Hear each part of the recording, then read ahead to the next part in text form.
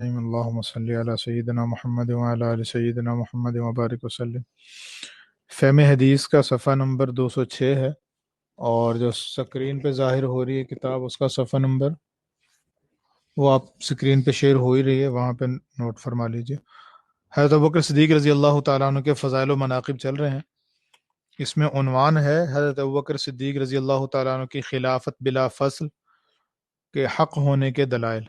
خلافت بلا فصل کا مطلب ہے کہ بغیر درمیان میں کسی گیپ اور فاصلے کے حضرت ابوبکر صدیق رضی اللہ تعالیٰ عنہ حضور کے متصل خلیفہ ہیں، یعنی پہلے خلیفہ ہیں۔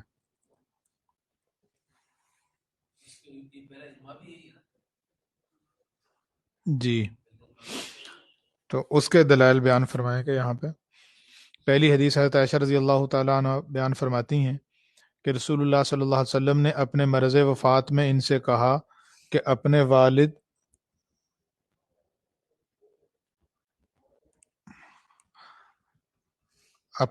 ابو بکر اور اپنے بھائی عبد الرحمن کو میرے پاس بلا لاؤ تاکہ میں ایک تحریر لکھ دوں، یعنی لکھوا دوں، کیونکہ مجھے ڈر ہے کہ کوئی خلافت کی تمنا کرنے والا خلافت کی تمنا کرنے لگے، اور خلافت کا کوئی مدعی خلافت کا دعویٰ کرنے لگے کہ میں خلافت کا مستحق ہوں، حالانکہ وہ مستحق خلافت نہیں ہے، اور اللہ تعالیٰ اور مومنین ابو بکر کے علاوہ کسی بھی شخص کے مستحق خلافت ہونے کا انکار کر دیں گے۔ اور ایسا ہی ہوا کہ اللہ تعالیٰ کی جانب سے بھی یہی مقدر تھا کہ ابوبکر رضی اللہ تعالیٰ عنہ ہی خلیفہ بنے، کوئی اور نہ بنے۔ اس لیے تمام صحابہ نے حضرت ابوبکر رضی اللہ تعالیٰ عنہ کی خلافت پر اتفاق اور اجماع کیا، اور باقی جو تجویزیں تھیں وہ سب نے چھوڑ دیں۔ حضرت جبیر بن مطعم رضی اللہ تعالیٰ عنہ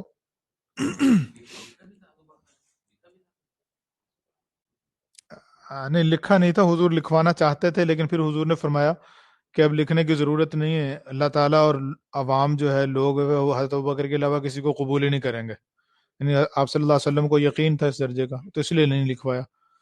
حضرت جبیر بن مطعم رضی اللہ تعالیٰ عنہ کہتے ہیں کہ ایک عورت نبی صلی اللہ علیہ وسلم کے پاس آئی اور اپنے کسی معاملے میں آپ سے بات کی، آپ نے اسے دوبارہ آنے کا کہا۔ اس عورت نے پوچھا، اے اللہ کے رسول، یہ تو بتائیے کہ اگر میں آؤں اور آپ کو نہ پاؤں؟ اس کی مراد یہ تھی کہ اگر آپ کی وفات ہو چکی ہو تو پھر میں کیا کروں؟ آپ صلی اللہ علیہ وسلم نے فرمایا، تم اگر مجھے نہ پاؤ تو ابو بکر کے پاس آنا، کیونکہ وہ میرے نائب ہوں گے۔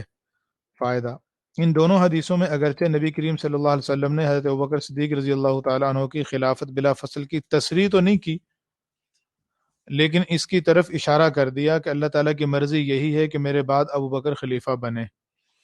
یعنی پہلی حدیث میں یہ نا کہ حضور نے لکھوانا چاہ رہے تھے، اور پھر حضور نے ارشاد فرمایا کہ لوگ اور اللہ تعالیٰ حضرت ابوبکر کے علاوہ کسی کو قبول نہیں کریں گے، تو یہ اس بات کی طرف اشارہ تھا کہ حضرت ابوبکر کی خلافت لکھوانا چاہ رہے ہیں۔ اور دوسری حدیث میں خاتون نے کہا کہ اگر آپ نہ ہوں تو میں کن سے ملوں؟ تو حضور نے فرمایا ابوبکر سے ملنا میرے بعد۔ اس کا مطلب ہے کہ میرے بعد وہی خلیفہ ہوں گے۔ اچھا، ایک حدیث مبارکہ ہے جس سے یہ شبہ ہوتا ہے، شبہ ہوتا تو نہیں ہے لیکن شیعہ نے لوگوں نے اس کو بنیاد بنا لیا کہ حضور صلی اللہ علیہ وسلم نے اپنے وصال سے پہلے حضرت علی رضی اللہ عنہ کی خلافت لکھوانے کا ارادہ کیا تھا، اور حضرت عمر بیچ میں آڑے آ گئے، انہوں نے لکھوانے نہیں دیا، تو اگر لکھوا دیتے تو حضرت علی کی خلافت لکھوانی تھی۔ اس کا بیان آگے اس کی طرف اشارہ کر رہے ہیں۔ حضرت عبداللہ بن عباس رضی اللہ تعالی عنہما نے جمعرات کے دن کا ذکر کیا اور موجود شاگردوں سے کہا، تم جانتے ہو جمعرات کا دن کیا تھا؟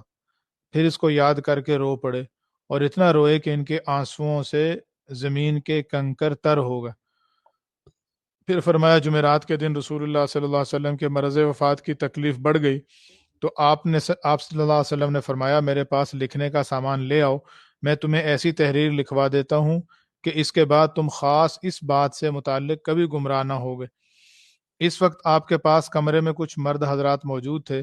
آپ کی تکلیف کی شدت کو دیکھ کر ان میں آپس میں اختلاف ہوا، کچھ کہنے لگے کہ آپ کے پاس وہ سامان لے آؤ تاکہ آپ وہ تحریر لکھوا دیں جس کے بعد تم گمراہ نہ ہوگے۔ دوسروں کا خیال ہوا کہ تکلیف کی شدت میں آپ کو زحمت دینا مناسب نہیں۔ حضرت عمر رضی اللہ تعالیٰ عنہ بھی وہاں موجود تھے، انہوں نے بھی یہی کہا کہ نبی صلی اللہ علیہ وسلم کی تکلیف بہت زیادہ ہے، اس وقت آپ کو زحمت دینا مناسب نہیں، کسی دوسرے وقت میں آپ لکھوا دیں گے۔ اگر بالفرض وہ تحریر لکھنے سے رہ گئی تب بھی ہمارے پاس اللہ تعالیٰ کی مکمل کتاب موجود ہے، اور اللہ تعالیٰ کتاب الہی میں فرما چکے ہیں کہ آج میں نے تمہارے لیے تمہارا دین مکمل کر دیا ہے، اس لیے وہ ہمارے لیے کافی ہوگی۔ بعض نے کہا نبی صلی اللہ علیہ وسلم نے ہلکی بات تو نہیں کی، کیونکہ نبی سے تو یہ متصور ہی نہیں، اس لیے بہتر ہے کہ آپ سے ہی پوچھ لو کہ آپ کی کیا مراد ہے۔ تو وہ نبی صلی اللہ علیہ وسلم سے دوبارہ کہلوانے کی کوشش کرنے لگے۔ ان کی اس کوشش کی وجہ سے اور موجود حضرات کے اختلاف اور کچھ آواز کی وجہ سے آپ نے فرمایا میرے پاس اختلاف مناسب نہیں اور مجھے رہنے دو، میں جس حالت میں ہوں کہ اللہ تعالیٰ کی طرف کامل توجہ ہے، یہ اس سے بہتر ہے جس کا تم مجھے کہہ رہے ہو کہ میں اپنی بات کو دہراؤں۔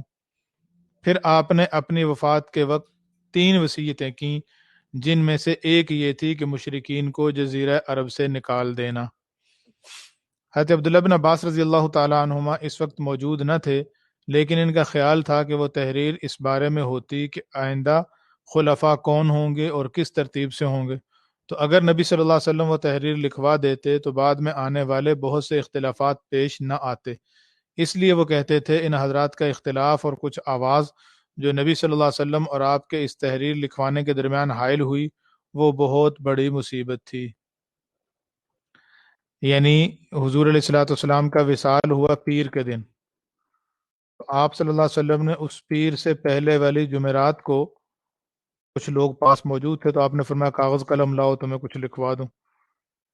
جیسے ہم نے پڑھا ہی ہے کہ 2 رائے ہو گئی، بعض رات کی رائے تھی لکھوا لینا چاہیے، بعض کی رائے تھی کہ لکھوانے کی ضرورت نہیں ہے۔ حضرت عمر رضی اللہ عنہ کی رائے بھی یہ تھی کہ لکھوانے کی ضرورت نہیں ہے، آپ کی تکلیف بہت ہے، تو ابھی فی الحال زبانی ارشاد فرما دیں، تو آپ نے زبانی کچھ وصیتیں فرما دیں، بظاہر وہی لکھوانا چاہ رہے ہوں گے۔ اس حدیث کی وجہ سے یہ اہل تشیع یہ کہتے ہیں کہ حضور صلی اللہ علیہ وسلم حضرت علی کی خلافت لکھوانا چاہتے تھے۔ پہلی بات تو یہ ہے کہ اس بات کی کوئی دلیل نہیں ہے، حضرت علی ہی کی خلافت لکھوانا چاہتے تھے۔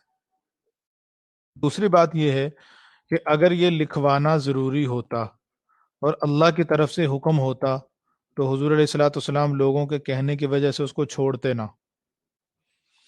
اور تیسری بات یہ ہے کہ اس موقع پر وہاں موجود حضرت علی بھی تھے۔ حضور صلی اللہ علیہ وسلم نے حضرت عمر سے تو نہیں کہا تھا نا کاغذ قلم لاؤ، آپ نے تو مطلق فرمایا تھا، لوگ کھڑے ہیں تو آپ نے کہا کاغذ قلم لاؤ میں تمہیں لکھوا دوں۔ تو حضرت عمر رضی اللہ عنہ نے عرض کیا کہ اللہ کے رسول آپ کی طبیعت زیادہ خراب ہے تو زبانی ارشاد فرما دیں۔ تو اگر لکھوانا ضروری تھا، حضرت عمر نے کہا کہ لکھوانے کی ضرورت نہیں ہے، تو حضرت علی چلے جاتے کاغذ قلم لے آتے، حضرت علی بھی نہیں لائے۔ اس کا مطلب ہے کہ لکھوانا ضروری ہی نہیں تھا۔ اور اسی طرح کا واقعہ بعینی ہی طبقات ابن سعد میں علامہ ابن سعد نے لکھا ہے، محمد ابن سعد نے ان کی طبقات کی کتاب، انہوں نے واقعہ لکھا ہے کہ حضرت علی رضی اللہ تعالیٰ عنہ حضور صلی اللہ علیہ وسلم کی وصال سے ایک دن پہلے حضور کی خدمت میں حاضر ہوئے، تو آپ نے حضرت علی سے فرمایا کہ علی کاغذ قلم لاؤ میں تمہیں لکھوا دوں۔ حضرت علی نے بھی یہی عرض کیا اللہ کے رسول آپ زبانی ارشاد فرما دیں، تو آپ نے یہی بات زبانی ارشاد فرمائی کہ ایک تو مشرکین کو جزیرہ عرب سے نکال دے، دوسری بات یہ ارشاد فرمائی کہ جو وفد میرے پاس آتے تھے باہر سے ان کو جس طرح میں ہدیے دیا کرتا تھا تم لوگ بھی ان کو ہدیے دیتے رہنا۔ وفود باہر سے جو لوگ آتے تھے ملنے کے لیے، مختلف قبائل کے لوگ آتے تھے، تو آپ علیہ السلام کی عادت شریفہ یہ تھی کہ موجود چیز جو ہوتی تھی اس میں سے ہدیہ دیتے تھے ان کو، تو آپ نے فرمایا جیسے میں ان کو ہدیہ دیتا تھا تم لوگ بھی ان کو ہدیہ دیتے رہنا۔ اس طرح کی چند وصیتیں فرمائیں طبقات ابن سعد میں۔ اس میں ایک بات اور عرض کرتا ہوں، حضور صلی اللہ علیہ وسلم نے حدیث مبارکہ کے اندر ارشاد فرمایا کہ میرے 2 وزیر آسمانوں پہ ہیں اور 2 وزیر زمین پہ ہیں۔ جو آسمان کے 2 وزیر ہیں وہ حضرت جبرائیل اور میکائیل ہیں، اور زمین پہ جو میرے 2 وزیر ہیں وہ ابو بکر و عمر ہیں رضی اللہ عنہ۔ وزیر کا کام ہوتا ہے صحیح مشورہ دینا، امیر کا کام ہے مانے نہ مانے، ان کی مرضی ہے نا۔ تو نبی علیہ الصلوۃ والسلام کی صحت کے ایام میں بھی حضرت عمر رضی اللہ تعالیٰ عنہ موقع بموقع مشورہ دیتے رہتے تھے، اور حضور صلی اللہ علیہ وسلم نے گویا ان کو اجازت دے رکھی تھی۔ باقی نبی علیہ الصلوۃ والسلام نے بعض جگہ پہ مشورہ قبول کیا، بعض جگہ پہ نہیں قبول کیا۔ جیسے مثال کے طور پہ حضور صلی اللہ علیہ وسلم نے حضرت ابو ہریرہ رضی اللہ تعالیٰ عنہ کو اپنے نال مبارک دیے، جوتے مبارک دیے نشانی کے طور پر کہ جاؤ، باغ میں بیٹھے تھے حضور، اور فرمایا کہ جاؤ باہر جا کے جو تمہیں لا الہ الا اللہ کی گواہی دیتا ملے اس کو جنت کی خوشخبری سنا دو۔ یہ حضرت ابو ہریرہ باہر نکلے، سامنے سے حضرت عمر مل گئے. کہاں جا رہے ہو؟ کہ جی یہ اعلان کرنے جا رہا ہوں. حضرت عمر نے کہا نہ اعلان کرو. انہوں نے کہا میں تو کروں گا، اللہ کے رسول نے بھیجا. تو وہ چھوٹ کے جانے لگے تو حضرت عمر نے زور سے دونوں ہاتھ ان کے سینے پہ مارے اور پشت کے بل گر گئے، پیچھے پیٹھ کے بل گر گئے، اور کہا میں تمہیں روک رہا ہوں، رکتے کیوں نہیں؟ تو وہ جلدی سے بھاگ کے حضور کی خدمت میں حاضر ہو گئے. تو عمر بھی پیچھے پیچھے حضور کی خدمت میں حاضر ہوئے تو عرض کرنے لگے اللہ کے رسول، حضرت عمر نے مجھے ایک تو مارا ہے اور دوسرا میرے پیچھے چڑھے آ رہے ہیں، وہ بھی آ گئے. اتنے میں حضرت عمر آ گئے. حضور نے پوچھا بھی یہ کیا کیا؟ انہوں نے عرض کیا اللہ کے رسول، میری رائے یہ ہے کہ آپ یہ اعلان نہ کروائیں. اس کی وجہ یہ ہے کہ لوگ اسی پر اعتماد کر کے بیٹھ جائیں گے، اعمال چھوڑ دیں گے، وہ یہ سمجھیں گے کہ بس کلمہ پڑھ لیا کافی ہے. تو یہ ابھی فی الحال اعلان نہ کروائیں. آپ صلی اللہ علیہ وسلم نے فرمایا ہاں ٹھیک ہے، تمہاری رائے صحیح ہے. تو آپ نے ان کی رائے قبول فرما لی، مشورہ قبول فرما لیا، ٹھیک ہے. عبداللہ بن ابی بن سلول جو منافقوں کا سردار ہے، وہ فوت ہو گیا، مر گیا. اس کے جو بیٹے تھے ان کا نام بھی عبداللہ تھا اور وہ مخلص مومن تھے. انہوں نے حضور سے عرض کیا اللہ کے رسول آپ جنازہ پڑھا دیں. نبی علیہ الصلوۃ والسلام نے بیٹے کی دل جوئی کے لیے اپنا ایک تو اپنا کرتا بھی دیا کفن کے طور پر، اور آپ صلی اللہ علیہ وسلم نے فرمایا کہ اس کا میرے اوپر احسان تھا کہ میرے چچا حضرت عباس جب بدر میں گرفتار ہو کے آئے تھے تو ان کو کسی کا کرتا پورا نہیں آ رہا تھا، تو انہوں نے کرتا دیا تھا، تو میں نے چاہا دنیا میں اس کا بدلہ دے دوں. دوسرا بیٹے کی دل جوئی بھی تھی. آپ جنازے کے لیے آگے ہونے لگے، حضرت عمر نے روکا کہ اللہ کے رسول آپ جنازہ نہ پڑھائیں، اللہ نے منع کیا. تو حضور نے فرمایا کہ عمر منع تو نہیں کیا نا، اللہ نے تو مجھے کہا ہے کہ آپ جنازہ پڑھائیں یا نہ پڑھائیں میں بخشوں گا نہیں، تو مجھے اختیار ہے پڑھاؤں نہ پڑھاؤں، تو میں پڑھاؤں گا. حضرت عمر رضی اللہ عنہ فرماتے ہیں کہ مجھے بعد میں خیال آیا کہ میری اتنی جرت، حضور آگے بڑھنے لگے تو میں نے آپ کی چادر جو اوڑی ہوئی تھی آپ نے، وہ چادر میں نے پکڑ کے پیچھے سے کھینچا حضور کو، تو آپ نے چادر مجھ سے چھڑوائی، کہا عمر چھوڑ مجھے، اور آگے بڑھ گئے. حضور نے جنازہ پڑھا دیا. یعنی حضرت عمر رضی اللہ تعالیٰ نے رائے دی اور بڑے زور سے رائے دی، لیکن حضور صلی اللہ علیہ وسلم نے وہ رائے قبول نہیں کی. بعد میں اللہ تعالیٰ نے آیت مبارکہ نازل فرما دی لا تصلی علی احد منهم مات ابدا ولا تقم علی قبری، ان منافقین میں سے کوئی مر جائے تو نہ آپ اس کا جنازہ پڑھیں نہ اس کی قبر پہ کھڑے ہوں. کہنا یہ چاہ رہا ہوں کہ حضور صلی اللہ علیہ وسلم کی صحت کے ایام میں آپ علیہ الصلوۃ والسلام نے حضرت عمر کو اجازت دے رکھی تھی کہ وہ مشورہ دیں اور پرزور مشورہ دیں. بعض جگہ حضور نے قبول کیا، بعض جگہ نہیں کیا. اس موقع پر جب حضور علیہ السلام بیمار تھے، آپ نے کاغذ قلم منگوایا، صحابہ میں اختلاف ہوا، حضرت عمر نے رائے دے دی کہ جی اس وقت لکھوانے کی ضرورت نہیں، حضور خاموش ہو گئے. تو یہاں تو حضور صلی اللہ علیہ وسلم نے حضرت عمر کی رائے کو قبول فرما لیا. اب یہ بات میں نے ایک جگہ پہ کی طلبہ میں، دورہ حدیث شریف کی جماعت میں، تو ایک طالب علم کہنے لگا جی اس وقت تو حضور بیمار تھے اور بیماری کی حالت میں ظاہر بندہ دوسروں کی بات کچھ نہ کچھ مان ہی لیتا ہے. تو میں نے کہا کہ بھئی یہ اللہ کے نبی ہیں، عام انسان نہیں ہے. اگر اللہ کا حکم ہوتا، ضروری سمجھتے تو یہاں مشورے کو رد فرما دیتے. اور اس کی مثال پھر میرے اللہ نے بعد میں ذہن میں ڈالی، اس وقت تو نہیں ذہن میں آئی تھی. بعد میں خیال ہوا کہ حضور صلی اللہ علیہ وسلم نے انہی ایام میں فرمایا تھا کہ ابو بکر سے کہو مرو ابا بکر فلیصلی بالناس، حضرت ابو بکر سے کہو لوگوں کو نماز پڑھائیں. حضرت عائشہ رضی اللہ تعالیٰ عنہ نے کہا اللہ کے رسول وہ رقیق القلب ہے، دل نرم ہے ان کا، آپ کی جگہ پہ کھڑے نہیں ہو سکیں گے، آپ کسی اور کو کہہ دیں نماز پڑھانے کا. تو آپ نے فرمایا ابو بکر سے کہو نماز پڑھائیں. حضرت عائشہ نے پھر حضرت حفصہ کو بھیج دیا کہ آپ جا کے کہیں. حضرت حفصہ نے جا کے عرض کی کہ اللہ کے رسول وہ نرم دل ہیں تو وہ آپ کی جگہ نہیں کھڑے ہو سکیں گے، آپ کسی اور کو کہہ دیں. تو حضور نے فرمایا کہ تم تو مصر کی عورتوں کی طرح، جیسے وہ حضرت یوسف علیہ السلام کو روک بہکا رہی تھی، تم مجھے صحیح بات سے ہٹا رہی ہو. میں کہہ رہا ہوں حضرت ابوبکر سے کہو نماز پڑھائیں. تو بیمار ہیں، نماز کے لیے نہیں جا سکتے، اور بیویاں کہہ رہی ہیں کہ جی آپ، لیکن آپ صلی اللہ علیہ وسلم نہیں مان رہے، اس لیے کہ اس وقت حکم ہی یہ تھا کہ حضرت ابوبکر ہی نماز پڑھائیں گے. تو اگر آپ صلی اللہ علیہ وسلم اس کو ضروری سمجھتے تو ضرور لکھواتے، تو ضروری نہیں تھا. چونکہ حضور صلی اللہ علیہ وسلم اپنی حیات طیبہ میں حضرت ابوبکر کو امام بنا، اس لیے حضرت علی رضی اللہ عنہ نے فرمایا نا کہ جن کو ہم نے اپنے دین کے لیے مقتدا مان لیا، دین میں امام مان لیا، بڑا مان لیا، ان کو ہم اپنے دنیاوی کاموں میں بڑا ماننے کے لیے تیار ہیں. یعنی ہم نے ان کے پیچھے نمازیں پڑھی ہیں حضور کے حیات میں، حضور نے ان کو مصلی پہ کھڑا کر دیا اور ہمارا دل مطمئن ہو گیا.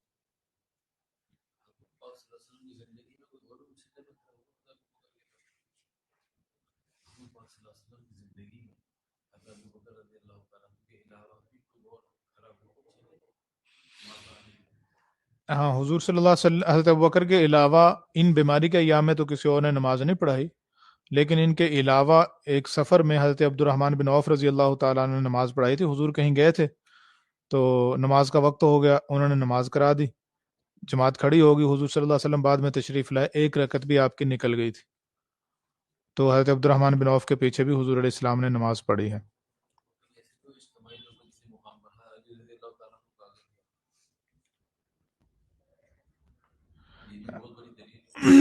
فائدہ اس واقعہ سے یہ سمجھنا کہ رسول اللہ صلی اللہ علیہ وسلم حضرت ابوبکر کے علاوہ کسی اور کی خلافت کا لکھوانا چاہتے تھے، لیکن بعض صحابہ اور خصوصاً حضرت عمر نے اپنی زبردستی کی، صحیح نہیں، کیونکہ اگر نبی صلی اللہ علیہ وسلم پر وہ بات ظاہر کرنا اور لکھوانا ضروری تھا تو آپ دوبارہ حکم دے سکتے تھے، یا کسی دوسرے وقت کسی دوسرے شخص کو حکم دے سکتے تھے، لیکن آپ نے اور وصیتیں اور حکم تو دیے، اس کا پھر کچھ ذکر نہیں فرمایا۔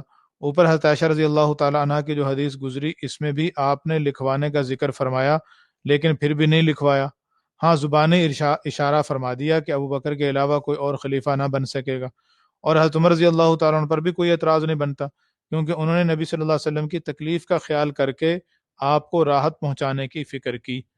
اور جو میں نے بات عرض کی کہ حضرت عمر نے تو اپنی رائے کا اظہار کیا، حضور علیہ الصلوۃ والسلام نے اس رائے کو قبول کر لیا، تو اصل اعتراض اگر کرنا ہے تو پھر تو حضور پہ اعتراض بنتا ہے نا کہ آپ نے ان کی رائے کو قبول کیوں کیا۔ حضرت ابوبکر رضی اللہ تعالی عنہ کا انتخاب۔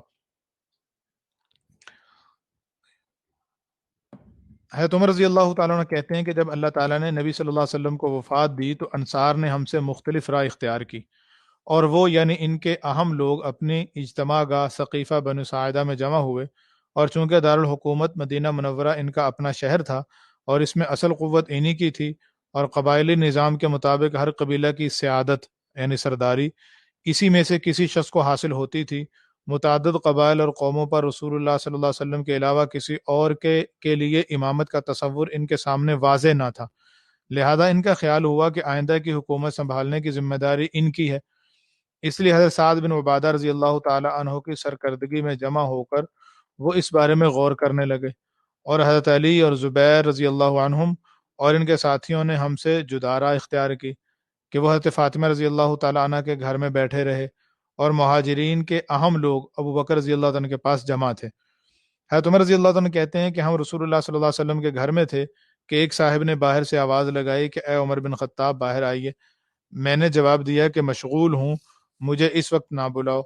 انہوں نے پھر آواز لگائی کہ باہر تو آئیں، ایک اہم واقعہ پیش آ گیا ہے، انصار سب جمع ہیں، تو آپ لوگ ان کے کسی فیصلہ کرنے سے پیشتر ان تک پہنچ جائیے، ورنہ بعد میں کہیں لڑائی کی نوبت نہ آ جائے۔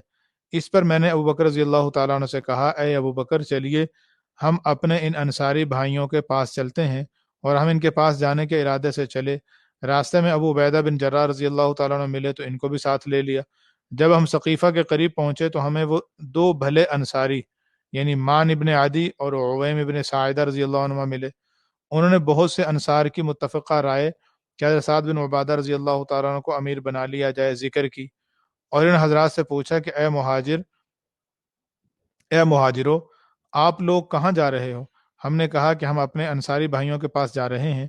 انہوں نے کہا کہ اگر ان کے پاس نہ جاؤ تو کوئی مذائقہ، ان لوگوں نے تو اپنا فیصلہ کر لیا ہے، آپ لوگ بھی اپنا فیصلہ خود کر لیں۔ میں نے جواب دیا، اللہ کی قسم ہم ان کے پاس ضرور جائیں گے، اور ہم ثقیفہ بنی ساعدہ میں انصار کے پاس پہنچ گئے۔ وہاں ایک صاحب کمبل اوڑے پڑے تھے۔ میں نے پوچھا یہ کون ہے؟ لوگوں نے بتایا کہ یہ سعد بن عبادہ رضی اللہ تعالیٰ عنہ ہے۔ میں نے پوچھا ان کو کیا ہوا، یہ کمبل اوڑے کیوں پڑے ہیں؟ لوگوں نے بتایا کہ یہ بخار میں مبتلا ہیں۔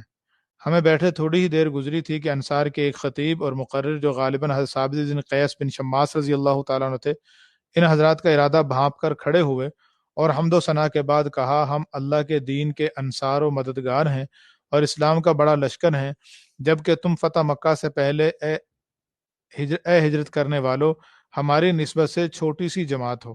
تمہاری قوم کے گنتی کے چند لوگ یعنی ابو بکر و عمر وغیرہ رضی اللہ عنہم یہاں آئے، اور اب وہ چاہتے ہیں کہ ہمیں حکومت کے ہمارے حق سے علیحدہ کر دیں اور ہمیں اس سے نکال باہر کریں اور خود حکمران بن جائیں۔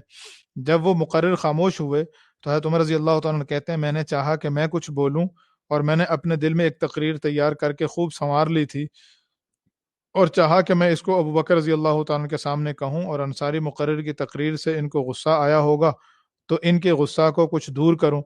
جب میں نے بولنے کا ارادہ کیا تو ابو بکر رضی اللہ تعالیٰ نے مجھ سے کہا ٹھہر جاؤ، مجھے پسند نہ ہوا کہ میں ان کی مخالفت کر کے ان کو ناراض کروں، لہذا میں خاموش رہا۔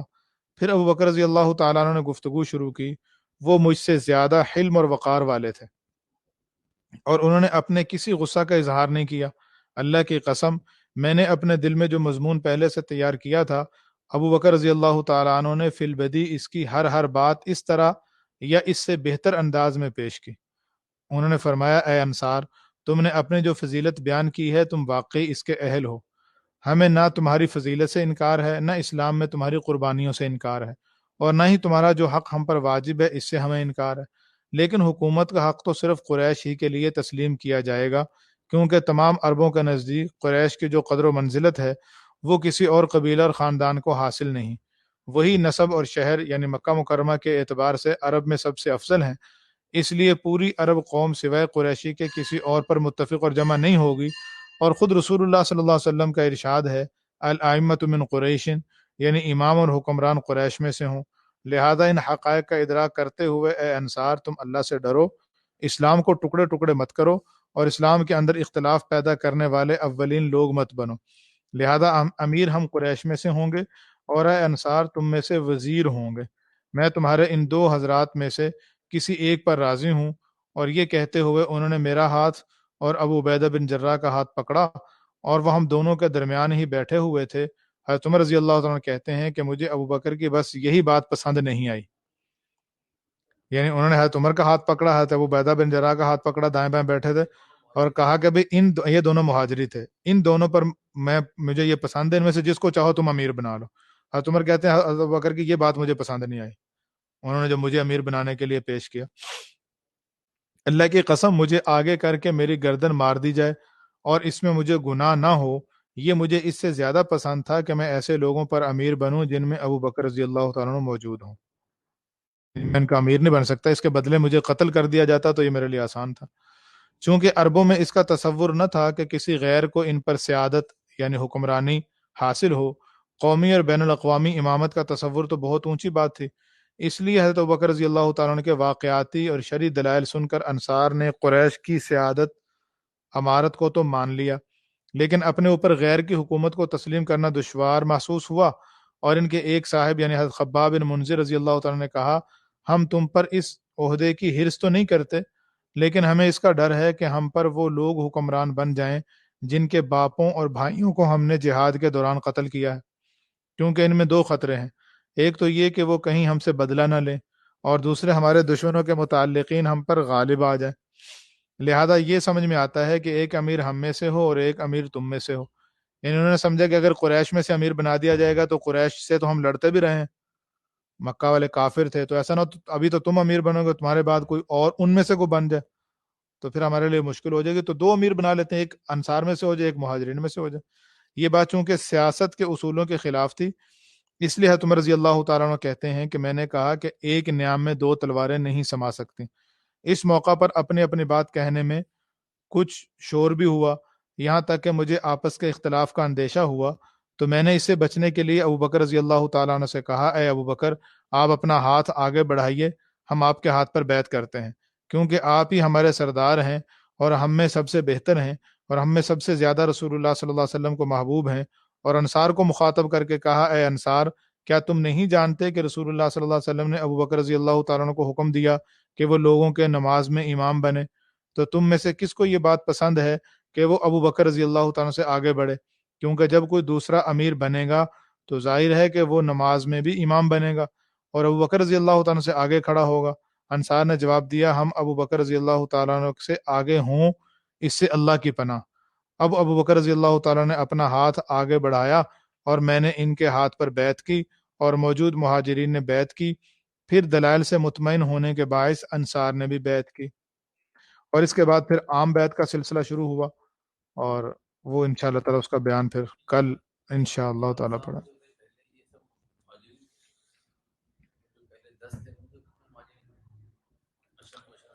اچھا جی، السلام علیکم ورحمۃ اللہ۔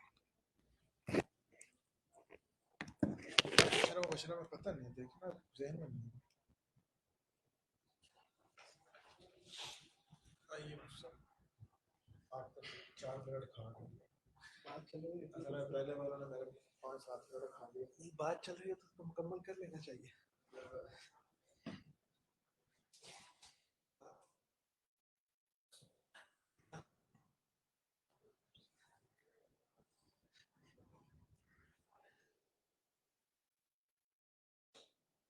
جزاک اللہ